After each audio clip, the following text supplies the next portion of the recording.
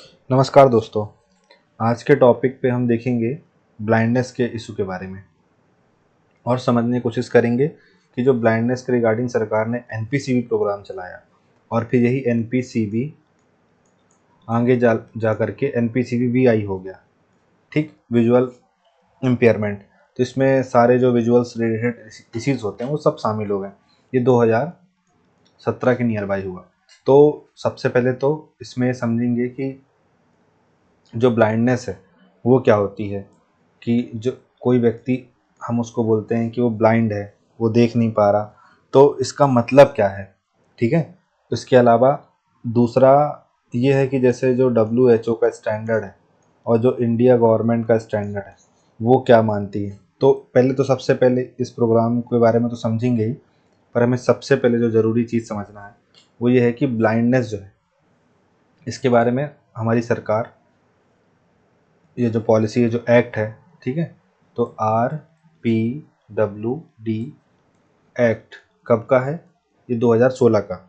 तो इस एक्ट के तहत ये बोला जाता है कि मतलब कोई व्यक्ति कब अंधा होगा, मतलब कब कोई व्यक्ति ब्लाइंड कब कहलाएगा। जैसे इस ये एक्ट है, इसका फुल फॉर्म क्या है, rights of persons with disabilities act. ठीक है, the rights of person with disability act 2016। अब देखिए तीन चीज़ें हैं।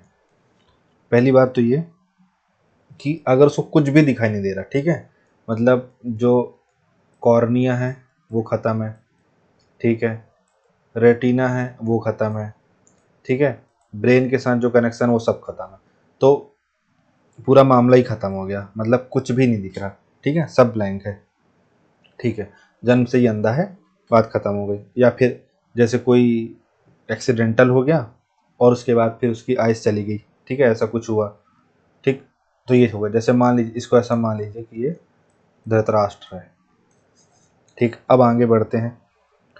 इसके बाद क्या होता है कि जैसे आपने सुना होगा 6/6 विजन, तो मैं बात को बाद में समझाऊंगा, लेकिन एक स्टैंडर्ड ये बोला जाता है कि 3/60, ठीक, ये चलता है। अब इसमें क्या होता है, जैसे कि मान लीजिए कि एक व्यक्ति है और एक बी व्यक्ति है, ठीक है। अब मान लीजिए कि ये कोई चीज़ है, ये यहाँ पे 60 ये मीटर कंसीडर होगा, ठीक है, यहाँ पे 3 मीटर है और यहाँ पे 60 मीटर है। इस 60 मीटर पे मान लीजिए कि ये कोई ट्री है। अब यहाँ पे ये नहीं बताना है कि आम का है कि बबूल का है कि नीम का है, सिर्फ एक ट्री है, ठीक है। और ये बंदा जो है ये 3 मीटर पे खड़ा है। अच्छा, अब ये बी वाला जो बंदा है ये 60 मीटर पे जो पेड़ है, ठीक है, इसको देख पा रहा है, इसको देख पाने में सक्षम है कि हाँ भाई एक पेड़ है वहाँ पे, ठीक है। जो ए वाला है ना वो सिर्फ 3 मीटर तक ही देख पा रहा है, अर्थात कि आँख से सिर्फ 3 मीटर दूर दूर तक ही कुछ दिख पाए जो ये बंदा ए बंदा, और जो नॉर्मल बंदा है वो 60 मीटर तक देख पा रहा है। इसका मतलब ऐसा व्यक्ति जो सामान्य व्यक्ति की तुलना में मात्र 3 मीटर तक ही देख पा रहा है, जो सामान्य व्यक्ति वो 60 मीटर तक देख पा रहा है कि 60 मीटर पे क्या वस्तु है, जबकि जो ब्लाइंड है हम उसको ब्लाइंड तब मानेंगे जब वह अपने से 3 मीटर दूर, 3 मीटर दूर की कोई चीज़ है उसको भी नहीं रिकॉग्नाइज कर पा रहा है, उसको नहीं पहचान पा रहा है कि वो क्या है, ठीक है। तो हम उसको विजुअली एम्पावर्ड कहेंगे, हम उसको कहेंगे कि जो भाई है ये विजुअली मतलब इसको जो है दिखाई नहीं दे रहा है, इसको हम ब्लाइंड कंसीडर करेंगे, ब्लाइंड की कैटेगरी में रखेंगे, ठीक है। इसके अलावा जो आंखों का विजन एंगल होगा, जैसे कि देखिए आप गाड़ी चलाते हैं, तो जब आप गाड़ी चलाते हैं तो आप के इतना बड़ा पूरा एरिया है, ठीक है ना, यहाँ पे भी कोई पेड़ है, यहाँ पे भी कोई पेड़ है, आपको दिख जाएगा, ठीक है। तो कितना एंगल हो गया, अच्छा खासा एंगल हो गया ना, मतलब ये पूरा मान लीजिए मोटा माटी अब लगभग लगभग 110 डिग्री एंगल से ज़्यादा का देख रहे हैं, ठीक है। ऐसा तो है नहीं कि आप कि ये दोनों निगाहें हैं और बस आप इतना ही बस देख पा रहे हैं, ठीक है, आप इधर भी चल रहा है, मतलब आप समझिए कि मतलब आपके यहाँ से कोई दूसरा जेंडर वाला निकला तो आप उसकी स्कूटी का बाइक का नंबर तक देख पा रहे हैं, ठीक। तो और यहाँ सामने गाड़ी चल भी रही है आपकी हाईवे में, लेकिन वहीं जो ब्लाइंड होगा, ठीक है, उसका एंगल जो है ज़्यादा नहीं होगा, 10 डिग्री के पास ही होगा। मतलब कि आंखों का विजन का जो एंगल है वो 10 डिग्री से कम होगा, यानी सिर्फ सीधा सामने देख सकता है, साइड का बिल्कुल भी नहीं। ठीक है। तो ये जो तीन चीज़ें हैं ये आपको ध्यान रखना है कि ये तीन चीज़ें ध्यान रखी जाती है अगर हम किसी को ब्लाइंड कंसीडर करते हैं तो। ठीक है। उसको दिखाई नहीं देता, ये तो ठीक है, ब्लाइंड होगा तो दिखाई नहीं देगा तभी ब्लाइंड बोल रहे हैं, लेकिन आपको ये जानना होगा टेक्निकल टर्म में कि भाई क्या ऐसी चीज़ है जो उसको ब्लाइंड कंसीडर करवाएगी, या फिर जब उसका मेडिकल होगा, लेट सपोज आपने एमपीपीएससी का फॉर्म भरा और आपने ये बोला कि मैं फिजिकली हैंडीकैप्ड हूँ, और फिर उसमें ये आया कि चलिए आपने ये डाला कि मुझे दिखता नहीं है, आई एम ब्लाइंड पर्सन। अब आपका जब मेडिकल होगा तो ये चीज़ उसमें टेस्ट की जाएगी, है ना। अब आपका मान लीजिए 10/60 आ गया तो आप नहीं कहलाएंगे भाई ब्लाइंड, फिर आपको बोला जाएगा कि आपने फर्जी लगाया है। ठीक है। आपका एंगल 10 डिग्री से कम होना चाहिए तो आप 120 डिग्री देख पा रहे हैं, या 20 डिग्री या 30 डिग्री के ऊपर देख पा रहे हैं, तो आप नहीं कहलाएंगे ब्लाइंड। ठीक है। तो ये जो यहाँ पे इसका ये इंपॉर्टेंस होता है। ठीक है। अब दूसरा, एक खाली पन्ना ले लिया जाए, है ना।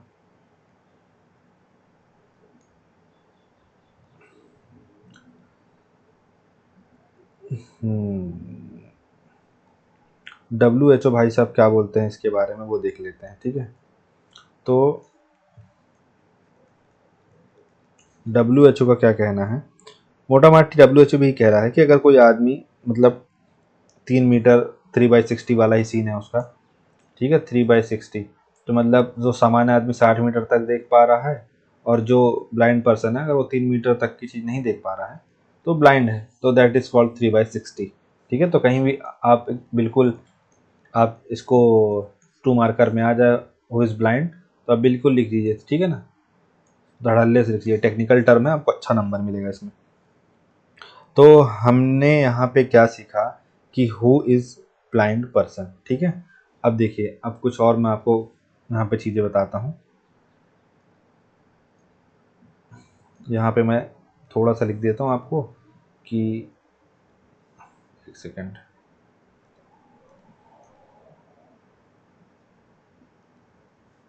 ठीक है, ये 3/60 आप याद रखिएगा, और 10 डिग्री एंगल, ये दो चीज़ें याद रखिएगा, बाकी वो तो हमने जो पढ़ रखा था कि भाई टोटली ब्लाइंड होगा। ठीक है। अच्छा, अब कुछ ना और ध्यान देने वाली चीज़ है कि यहाँ पे कुछ टर्म्स आएंगे। ठीक है। जैसे कि रेफ्रेक्टिव एरर्स, ठीक है, जैसे कि मोतियाबिंद। ठीक है। इसके अलावा और क्या चीज़ें आएंगी, एक 6/6 विजन होगा। तो ऐसे कुछ टेक्निकल टर्म्स मैं आपको बताऊंगा जो अगर आप इसमें लिख देंगे, ठीक है, आपने अगर एनपीसीबी आ गया तो आपको अच्छे खासे नंबर मिल जाएंगे। अब एनपीसीबी क्या है, तो हम यहाँ पे एक बेसिक देखते हैं, फिर आगे स्लाइड है आप वहाँ से छाप लीजिएगा, बाकी आप एक समझ लीजिए बेसिक चीज़। ठीक है। जो एनपीसीबी है, national programme for control of blindness, ठीक है, ये आपका 1976 में क्या हुआ, स्टार्ट हुआ, पहली बात। दूसरी बात, स्टार्ट हुआ तो इसके कुछ गोल रखे गए होंगे। ठीक है। तो इसका गोल था कि जो प्रिवेलेंस है ब्लाइंडनेस का, ठीक है, इसको 1.4% से 0.3% के आसपास हमको लेके आना है। ठीक है। ये चीज़ बोला गया। अब आपको ये समझना है, इसका मतलब यहाँ पे है कि जैसे मान लीजिए 100 लोग हैं, तो 100 में से 1.4% लोग जो है, मोटा माटी 1 से 2 लोग जो हैं, इनको क्या हो रहा है, ये ब्लाइंड हो रहे हैं, तो इसको हमको क्या करना है, 1 से कम लेके आना, मतलब 0 करना है। ठीक है। ये हो गया। तो ये गोल है, आपको याद रखना है। तीसरा, इसके जो ऑब्जेक्टिव है, ठीक है, तो इसके 3 ऑब्जेक्टिव है। अगर आप गवर्नमेंट स्कूल में पढ़े होंगे, या आप मान लीजिए किसी ऐसी स्कूल से पढ़े हैं प्राइवेट से भी, जो किसी सरकारी मतलब जो प्राइवेट स्कूल है वो फंडेड है, मतलब गवर्नमेंट द्वारा। ठीक है। तो आपने एक चीज़ नोटिस की होगी कि आपके स्कूल में कैंप लगा होगा। ठीक है। किस चीज़ का कैंप लगा होगा, कि आपका आई चेकअप हुआ होगा, इन सब चीज़ों का।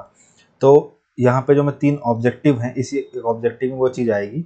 तो आपको पहला ऑब्जेक्टिव में क्या लिखना है कि जो मोतियाबिंद है, ठीक है, कैटरेक्ट बोलते हैं इसको, जो मोतियाबिंद है इसको समाप्त करना है। ठीक है, पहली बात तो आपको याद रखना है जो मोतियाबिंद है इसको एलिमिनेट करना है, इसको ख़त्म करना है। दूसरा, जो स्कूल है, ठीक है। तो स्कूलों में जा करके क्या करना है कि रिफ्रैक्टिव एरर्स को फाइंड आउट करना है। मतलब कि अगर किसी बंदे को या किसी बच्चे को क्या है, मान लीजिए मायोपिया है, ठीक है, हाइपर मायोपिया है, इस टाइप की मतलब बीमारियां उसको हम मायोपिया, हाइपर मायोपिया, इन सब में क्या शामिल है, जैसे कि किसी को दूरदृष्टि दोष है, निकट दृष्टि दोष है, ये आगे अभी एक्सप्लेन कर दिया जाएगा पूरा कि दूरदृष्टि निकट दृष्टि क्या होता है, ठीक है। ये रिफ्रैक्टिव एरर्स में आते हैं, ऐसा कुछ है तो पता लगाना है, ठीक है। इसके बाद फिर क्या करना है, चश्मे बांटना है, ठीक है। तो आपने देखा होगा इनको मोतियाबिंद वाले को भी चश्मे पहनाए जाते हैं, ठीक है। इनका चेकअप होगा स्कूल वाले बच्चों का, और उसको अगर मान लीजिए मायोपिया है, हाइपर मायोपिया है, तो उनको इस हिसाब से चश्मे दिए जाएंगे। तो पहला क्या है, मोतियाबिंद, ठीक है। लगभग देश में प्रतिवर्ष 66 लाख के आसपास मोतियाबिंद का ऑपरेशन होता है, ठीक है। फिर इसके बाद अगर जो 9 लाख के आसपास प्रतिवर्ष चश्मे बांटे जाते हैं, तो ये चीज़ हमको, इसके जो ऑब्जेक्टिव है, इसमें 3 चीज़ें आपको बेसिकली ध्यान रखनी है। बाकी मोतियाबिंद क्या होता है अभी आपको मैं समझा दूंगा, ठीक। इसके अलावा और क्या हो रहा था ऑब्जेक्टिव में, या फिर सरकार ने क्या जो स्ट्रेटजी बनाई थी उसमें क्या शामिल किया गया था, ठीक, उसमें शामिल किया गया था कि प्रतिवर्ष 50,000 प्रति वर्ष क्या करना है, जो ऐसे लोग हैं, ठीक है, मतलब कि जैसे मान लीजिए कोई ब्लाइंड है, ठीक है। अब क्या होता है, 3 चीज़ें होती है ना, एक होता है रेटिना, ठीक, एक होता है कॉर्निया, और एक होता है इनका ब्रेन से कनेक्शन, ठीक है।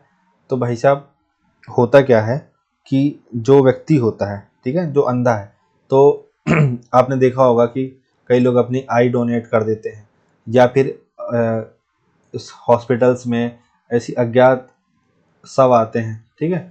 तो अगर मान लीजिए उनको भी मरे हुए ज़्यादा टाइम नहीं हुआ है, 6 से 8 घंटे के बीच में उनसे आँखें निकाल ली जाएगी, उनके आँख का कॉर्निया वाला हिस्सा निकाल लिया जाएगा, और जो कॉर्निया वाला हिस्सा होता है बेसिकली उसी को ही क्या किया जाता है, रिप्लेस किया जाता है, ठीक है। ये ख़त्म है, ये ख़त्म है, तो कुछ नहीं हो सकता, ठीक है। ये दोनों सही हैं, तो कॉर्निया और कॉर्निया खराब है तो कॉर्निया रिप्लेस हो जाएगी और बंदे को दिखना लग जाएगा। तो 50,000 लोगों का प्रतिवर्ष क्या करना है, उनका कॉर्निया रिप्लेसमेंट करना है और उनका केरेटोप्लास्टी करना है, ठीक है। तो केरेटोप्लास्टी करनी है, मतलब आई डोनर लोगों से आई लेकर के, जिनके पास आई नहीं है, जिनकी ब्लाइंड साइड खराब है, उनको क्या करना है, उनको पुनः देखने लायक बनाना है, ठीक। इसके अलावा क्या करना है, जैसे ये तो हो गया भाई, जो ब्लाइंड है उनके लिए हो गया। अब ऐसे लोग, इसको ए बोल देता हूँ मैं, दूसरा बी।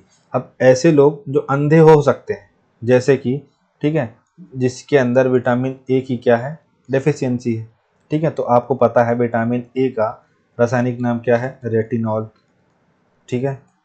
अब इसमें क्या है रेटिनॉल, क्योंकि ये रेटिना को इफेक्ट करता है, ठीक है, तभी तो बोलते हैं गाजर खाओ, मछली वगैरह खाओ, ये सब खाओ, ठीक है।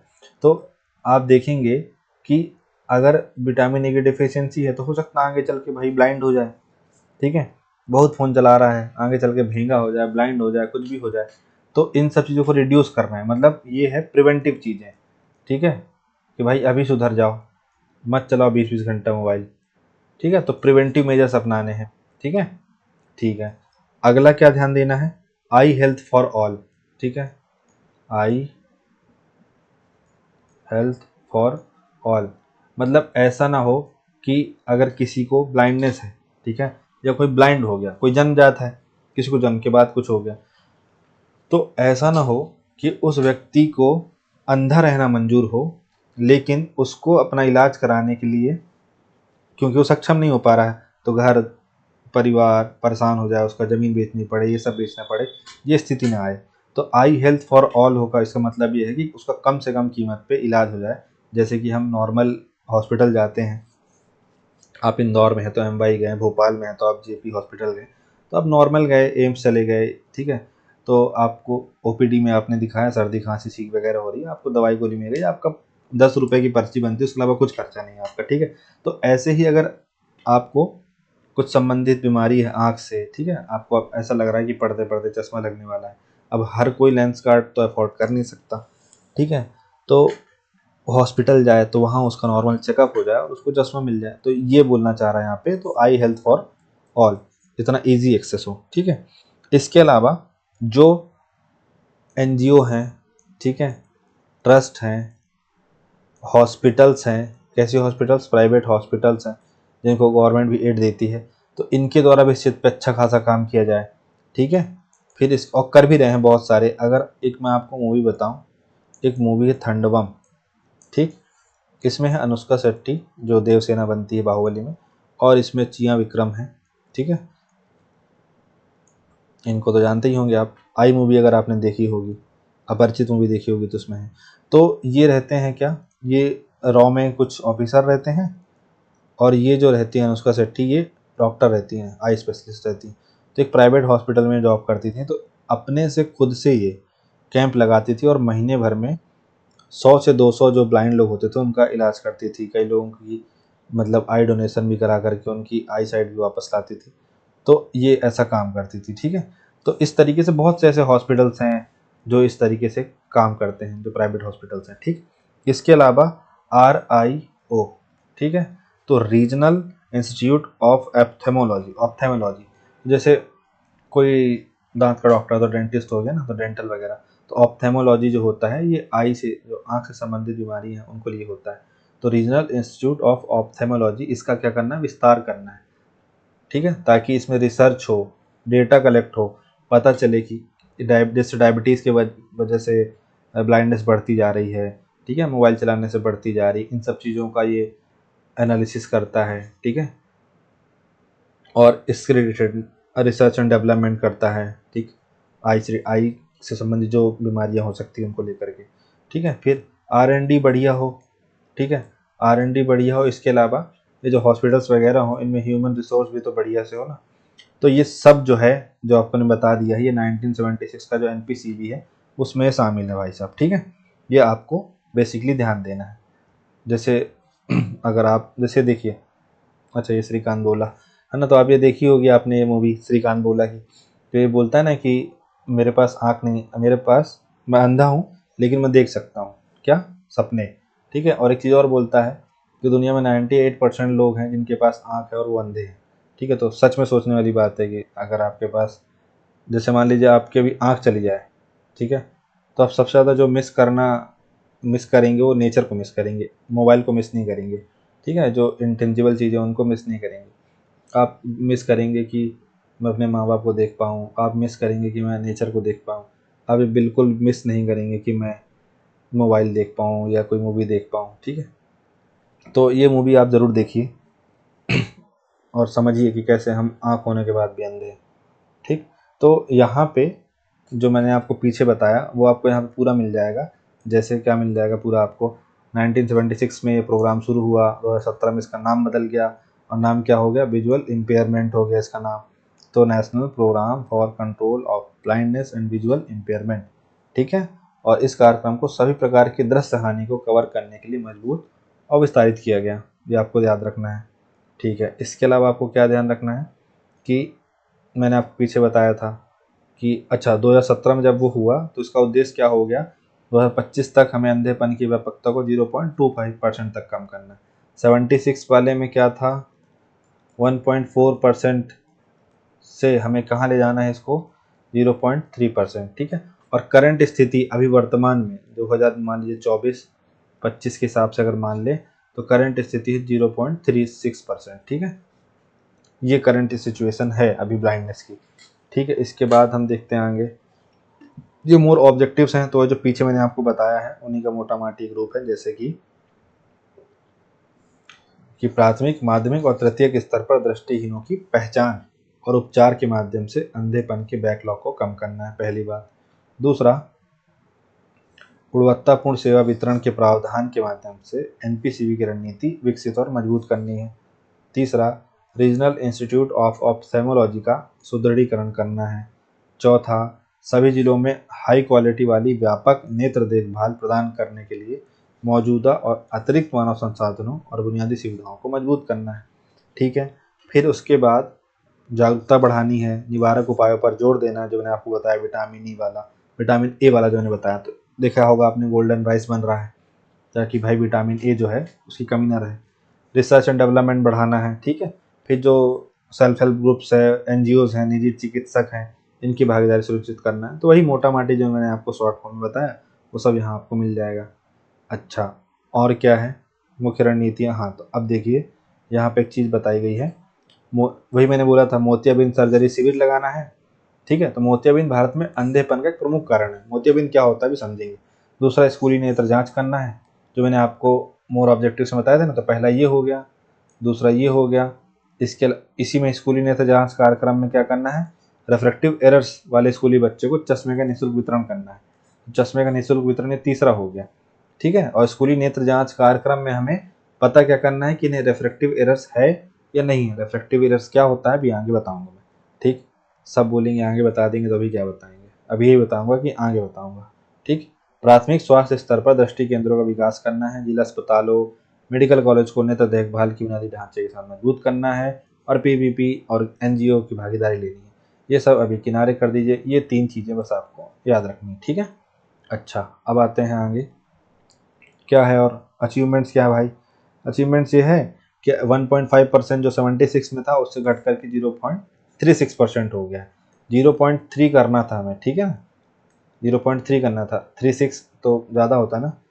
तो यहाँ तक पहुँचे हैं अभी, और अभी अभी 0.6% और कम करना, 0.06%, 0.06% और कम करना बचा है। ठीक, भारत में प्रतिवर्ष 60 लाख से अधिक मोतियाबिंद सर्जरी की जाती है। मैंने वहाँ 66 बोली थी, तो ये 60-66 लाख मोटा माटी।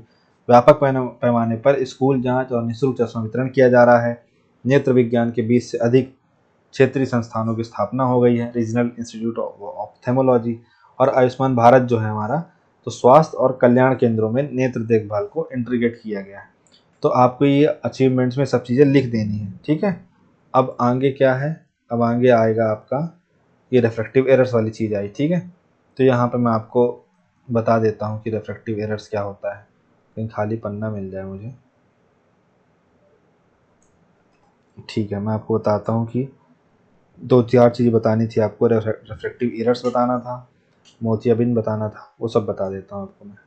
ठीक है, बिल्कुल आप निश्चिंत रहिए। तो अब अभी तक आपने क्या समझा कि 1976 का ये जो एक्ट था, इस एक्ट से क्या हुआ कि एनपीसीवी जो एक्ट था, इससे ये हुआ कि हमें ब्लाइंडनेस की मतलब ये पता, पहले तो हमने पता किया आरपीडब्ल्यूडी एक्ट से कि ब्लाइंडनेस की परिभाषा क्या होती है। ठीक है, जब हमने वो पता कर लिया तो हमें ये पता करना है कि सरकार इसके लिए क्या कार्यक्रम चलाई।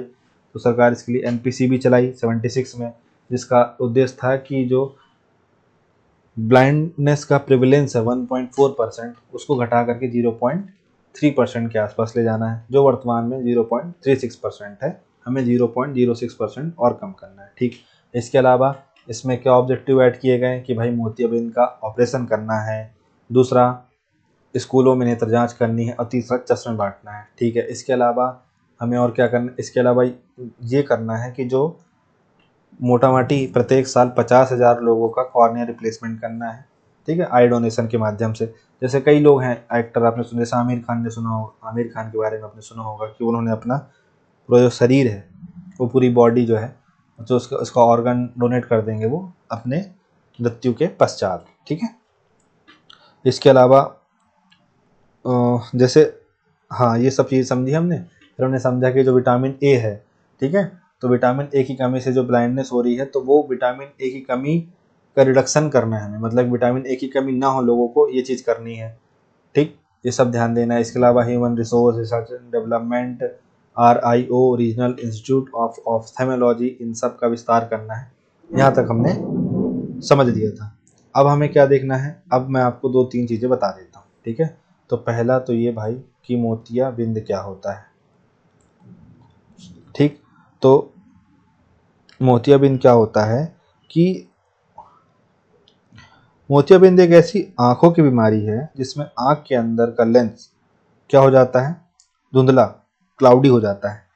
इस वजह से रोशनी सही से अंदर नहीं आ पाती। ठीक है,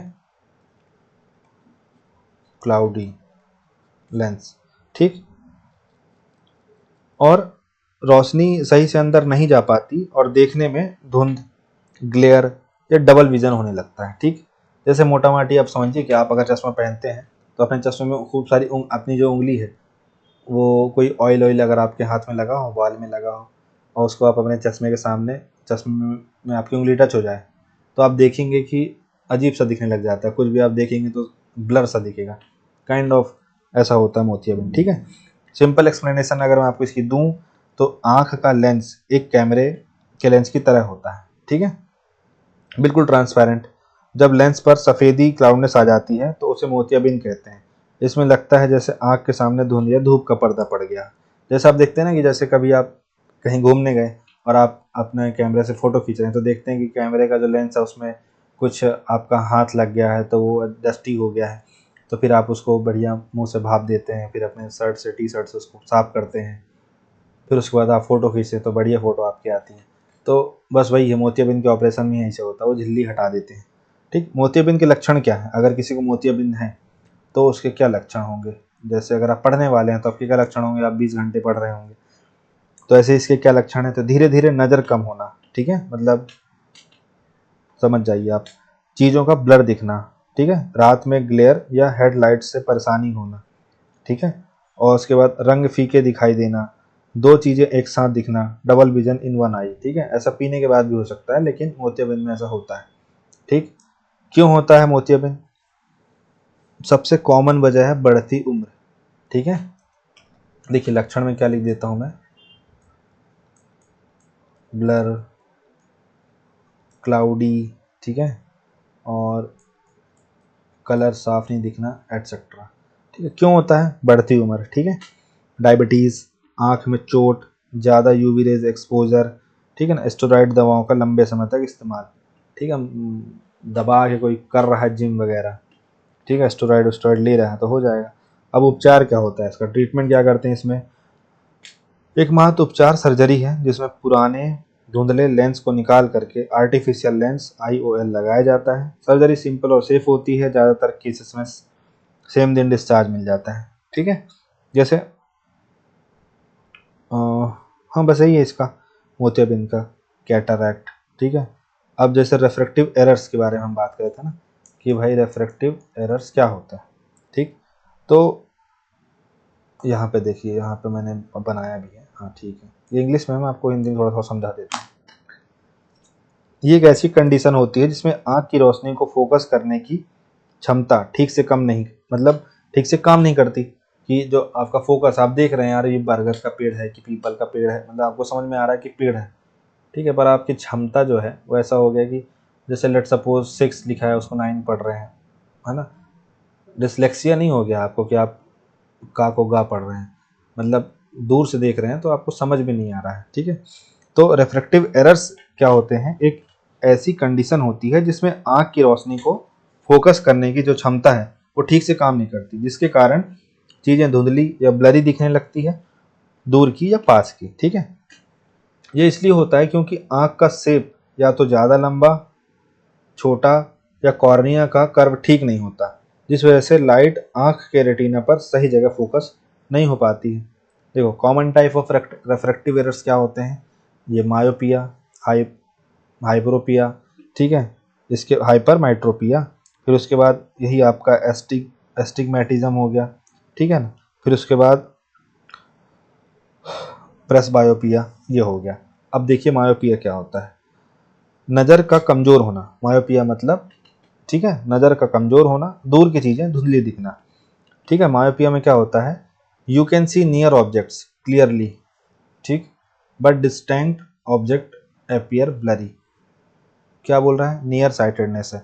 नियर साइटेडनेस का मतलब ये, अब देखिए नियर मायोपिया का मतलब होता है निकट दृष्टि दोष। ठीक है, निकट दृष्टि दोष, निकट दृष्टि दोष में होना क्या चाहिए कि निकट की चीज़ नहीं दिखनी चाहिए, ये दोष होना चाहिए ना, पर इसका उल्टा होगा इसमें। ठीक है, मतलब निकट दृष्टि दोष में आप निकट की चीज़ मतलब पास की चीज़ देख सकते हैं पर दूर की चीज़ आपको ब्लरी दिखाई देगी। फिर उसके बाद हाइपरमेट्रोपिया में क्या होता है? फार साइटेडनेस, मतलब आपको दूर की चीज़ बढ़िया दिखाई देगी बट यू कैन नॉट सी, ये आपको ब्लरी दिखाई देगा नियर बाई ऑब्जेक्ट्स। ठीक है, ये आपको ध्यान रखना है।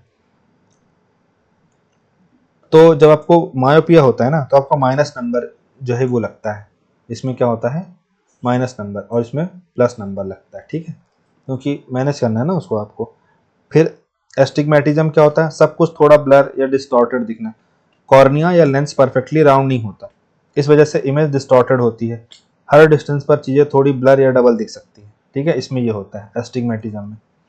फिर होता है प्रेसबायोपिया, मतलब उम्र बढ़ने पर पास का धुंधला दिखना, जैसे 40 साल के बाद होता है ऐसा। तो आई लेंस के मतलब जो आई लेंस है उसका फ्लेक्सिबिलिटी जो होता है कम हो जाता है और पास का पढ़ना मुश्किल होता है। तो फिर इंसान जब आप हो जाते हैं ना, देख बेटा ये क्या लिखा है पढ़ के बता, तो फिर ऐसा करते हैं जो बड़े लोग होते हैं। क्या सॉल्यूशन है भाई?